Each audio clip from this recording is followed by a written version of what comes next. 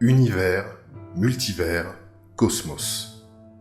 Coucou Sandra, j'ai une question toute bête et je ne sais même pas pourquoi elle m'arrive. Est-ce que l'univers et le cosmos, c'est la même chose?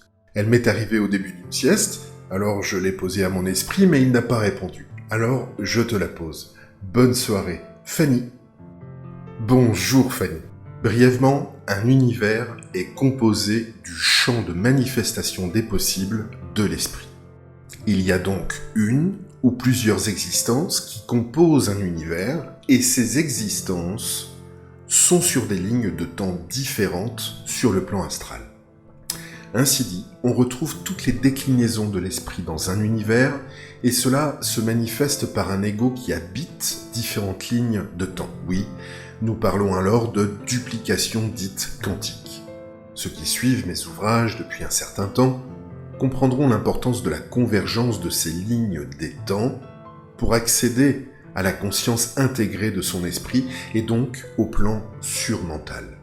Ensuite, il devient intéressant de définir ce qu'est un multivers.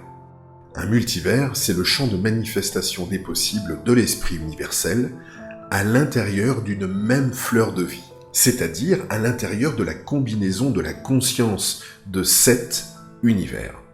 L'ego, qui intègre cette conscience, a accès au plan supramental.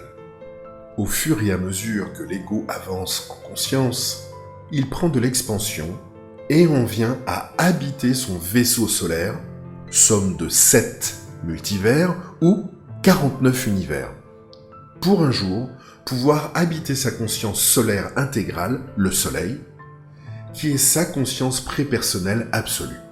Pour préciser davantage, on peut dire que l'ego qui a intégré les 7 Aleph accède à sa conscience solaire absolue. À ce temps, l'ego incarné habite une seule ligne de temps, car il ne diffracte plus sa lumière prépersonnelle et ne génère plus de nouvelles lignes de temps. Vous pouvez vous référer au schéma 12, 13 et 22 de mon livre « Entrer dans le réel » pour avoir un visuel de ce que j'explique. La conférence 203 aborde aussi ce sujet en profondeur. Le cosmos est un terme parallèle à ces réalités, qui qualifie un système ou un monde, univers ou multivers, ordonné. En espérant que vous ayez pu me suivre dans ces définitions, car parfois, une question qui semble simple peut amener très loin dans les profondeurs de la psyché humaine. En conclusion, un univers est composé de champs de manifestation des possibles de l'esprit. Au plaisir, Sandra Vimon.